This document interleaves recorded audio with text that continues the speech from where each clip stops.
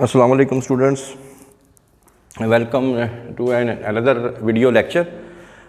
आज हम लोग, क्योंकि हमने चैप्टर स्टार्ट किया हुआ था चैप्टर 15 और चैप्टर 15 के अंदर हम लोग होम्योस्टैसिस पढ़ रहे थे। होम्योस्टैसिस में हम लोगों ने टॉपिक स्टार्ट किया हुआ था एक्सक्रीशन। तो एक्सक्रीशन के हवाले से हमारे पास जो नेक्स्ट टॉपिक आ रहा है वो ये है कि excretory products with respect to habitats, यानी हैबिटेट्स के हवाले से एक्सक्रीटरी सिस्टम कितनी तरह के होते हैं। तो बुनियादी तौर पे इसको हमने कैटेगराइज कर लिया कि नाइट्रोजनस वेस्ट जो है हैबिटेट्स के हवाले से 3 तरह के हो सकते हैं। एक को हम कह सकते हैं अमोनिया, एक को कह सकते हैं यूरिया और एक को यूरिक एसिड। हैबिटेट के हवाले से अमोनिया आमतौर पे वो जानवर जो कि एक्वेटिक होते हैं वो प्रोड्यूस करते हैं। यूरिया में जो है वो टेरेस्ट्रियल और एक्वेटिक भी हो सकते हैं, इनमें से कुछ, यानी कि टेरेस्ट्रियल और यूरिक एसिड वाले भी जो हैं वो टेरेस्ट्रियल हैं। टॉक्सिसिटी के हवाले से देखा जाए तो अमोनिया जो है वो हाईली टॉक्सिक होता है, यूरिया जो है ये मॉडरेटली टॉक्सिक होता है और यूरिक एसिड जो है वो लेस टॉक्सिक होता है। इसको बॉडी से निकालने के लिए जानवर को कितना वाटर चाहिए, तो याद रख लें सबसे ज़्यादा रिक्वायरमेंट अमोनिया को निकालने के लिए होती है।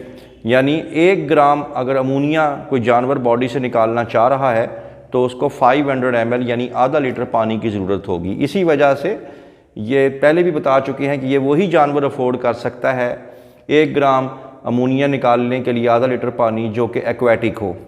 उसके बाद थोड़ा सा मॉडरेट सप्लाई की बात करें, जहाँ पे पानी थोड़ा सा मॉडरेट हो जाता है जानवर के लिए, वहाँ पे यूरिया को में कन्वर्ट कर लेता है उसको, और उसमें यूरिया को बॉडी से निकालने के लिए 1 ग्राम यूरिया को निकालने के लिए 50 ml जो है वो वाटर चाहिए।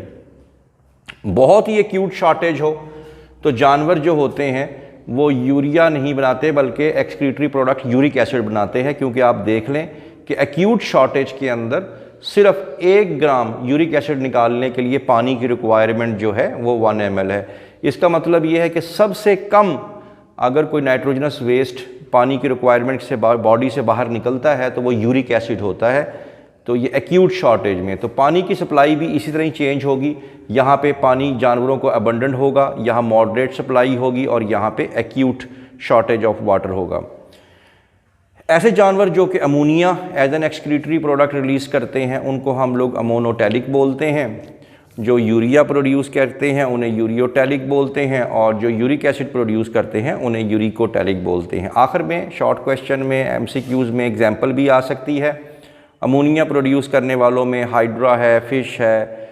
Urea as an excretory product में मैमल्स और एम्फीबियंस हैं, और यूरिक एसिड में प्रोड्यूस करने वालों में बर्ड्स और इंसेक्ट्स और रेप्टाइल्स वगैरह हैं। यहाँ पे एक शॉर्ट क्वेश्चन या एक MCQ बन सकता है, अगर पूछ लिया जाए कि अमोनिया, यूरिया और यूरिक एसिड में से कौन सी एवोल्यूशनरी एडाप्टेशंस हैं जो जानवरों ने बाद में हासिल की, तो बाद में याद रखें अमोनिया जो है ये प्रीमिटिव है, सबसे कदीम तरीन अगर कोई नाइट्रोजनस वेस्ट माना जाएगा तो वो अमोनिया है। तो बाद में जो जानवरों ने अपने अंदर एवोल्यूशनरी एडाप्टेशन लेके आए वो यूरिया और यूरिक एसिड हैं।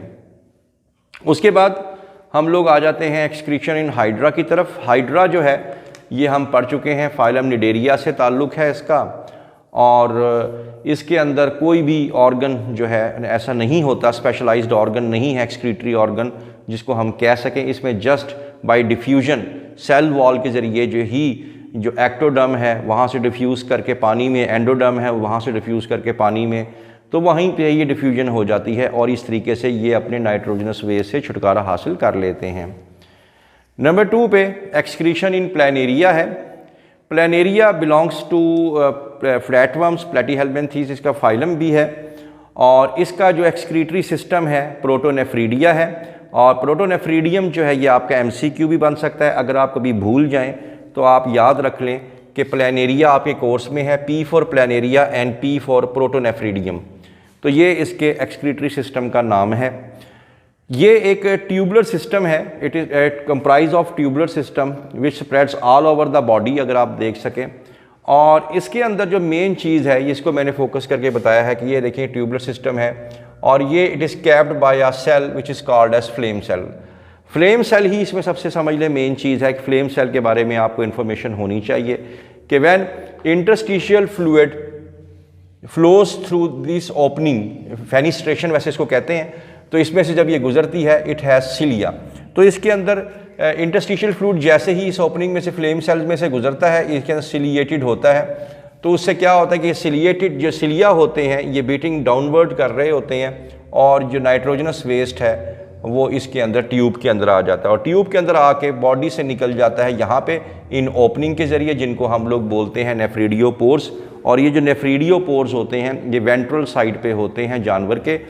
तो बॉडी में से ये प्लेनेरिया है तो प्लेनेरिया के वेंट्रल साइड से नेफ्रीडियोपोर्स होते हैं और वहाँ से ये नाइट्रोजनस वेस्ट जो है निकल जाता है। तो मेनली इसके अंदर जो है वो फ्लेम सेल्स का बड़ा किरदार है, एमसीक्यू में भी पूछा जा सकता है। तो प्रोटोनेफ्रीडियम का एक हिस्सा फ्लेम सेल्स भी हैं। एक और चीज़ इसमें आ जाती है एक्सक्रीशन इन अर्थवर्म। इसका जो एक्सक्रीटरी सिस्टम है उसको हम लोग बोलते हैं मेटानेफ्रीडियम। मेटानेफ्रीडियम याद रखिएगा कि ये कुछ नहीं होता बस जस्ट एक ट्यूब सी होती है। हर सेगमेंट के अंदर पेयर ऑफ ये ट्यूब्स होंगी, ठीक है। इनको हम लोग मेटानेफ्रीडियम बोलते हैं। ये ट्यूब्स जो हैं इनके दो हिस्से होते हैं। मैंने आपको यहाँ पे शो करवाई हुई है एक ट्यूब, लेकिन ये पेयर होगी, एक लेफ़्ट साइड पे और एक राइट साइड पे। इस ट्यूब का दो ओपनिंग्स हैं, एक ओपनिंग अंदर की तरफ खुलती है, एक ओपनिंग बाहर की तरफ खुलती है। पाइप जो हुआ, एक पाइप हुआ, दो ओपनिंग्स हो गई, एक अंदर की तरफ खुलती है और एक बाहर की तरफ। यानी ये वाली जो ओपनिंग है ये अंदर की तरफ है, ये ओपनिंग जिस्म से बाहर है। जो ओपनिंग अंदर की तरफ खुलती है उसको हम लोग बोलते हैं नेफ्रीडियोस्टोम, यानी सॉरी नेफ्रोस्टोम। और जो ओपनिंग जो बाहर की तरफ खुलती है उनको हम लोग बोलते हैं नेफ्रीडियोपोर्स बोलते हैं। बाकी काम सिंपल सा है। सिंपल सा काम ये है कि ये जो नेफ्रोस्टोम है, नेफ्रोस्टोम के बाहर ये सिलिया होते हैं। ये सिलिया हर वक्त मूव करते रहते हैं, हिलते रहते हैं। तो जो सिलोमिक फ्लूइड होता है, सिलोमिक फ्लूइड वो इसके अंदर दाखिल हो जाता है, इस ट्यूब के अंदर चला जाएगा। और इस ट्यूब के अंदर जाने के बाद अब आपको पता है यहाँ से ट्यूब से होते हुए इसने यहाँ से बाहर जाना है। लेकिन जब भी कोई जानवर बॉडी से कोई चीज़ निकालता है तो उस टाइम वो देख लेता है कि क्या ये चीज़ मेरे काम की है या नहीं। अगर वो चीज़ उसके काम की है तो वो उसको रीअब्जॉर्ब कर लेता है। मिसाल के तौर पे कि अगर इसमें कोई साल्ट्स वगैरह जो हैं वो अगर काम के हैं और नाइट्रोजनस वेस्ट काम का नहीं है तो नाइट्रोजनस हम साल्ट को वापस बुला लेंगे। तो आपने ये बताना है कि जो ट्यूब है, इस ट्यूब के जो अंदर वाला हिस्सा है इसको बोलते हैं ल्यूमेन। ल्यूमेन ट्यूब का जो अंदर वाला हिस्सा है जिसमें साल्ट्स वगैरह जा रहे हैं उसको ल्यूमेन बोलते हैं। और इसके बाहर अगर आप लोग देखें इस ट्यूब के बाहर ब्लड कैपिलरीज हैं। तो ये जो साल्ट्स वगैरह हैं ये एपिथेलियल यानी कि एपिथेलियम को क्रॉस करके अंदर की दीवारों को क्रॉस करके ल्यूमेन में से निकल के दीवारों में चली जाएंगी और दीवारों से निकल के किस में चली जाएंगी, ब्लड कैपिलरीज में। तो जो इंपॉर्टेंट चीज़ें हैं साल्ट्स वगैरह, और जो चीज़ें इंपॉर्टेंट नहीं है जैसे नाइट्रोजनस वेस्ट, जैसे बता भी चुके हैं कि बॉडी में वो नुकसानदेह होते हैं, तो वो यहाँ से बॉडी से बाहर चले जाएंगे वाया नेफ्रीडियोपोर। तो ये आप लोगों ने मेटानेफ्रीडियम का फंक्शन बता देना है। और ये पेयर होते हैं और इसकी दो ओपनिंग्स होती हैं, एक इंटरनल साइड पे जिसको हम लोग बोलते हैं नेफ्रोस्टोम और एक बाहर की तरफ ओपनिंग होती है जिसको बोलते हैं नेफ्रीडियोपोर।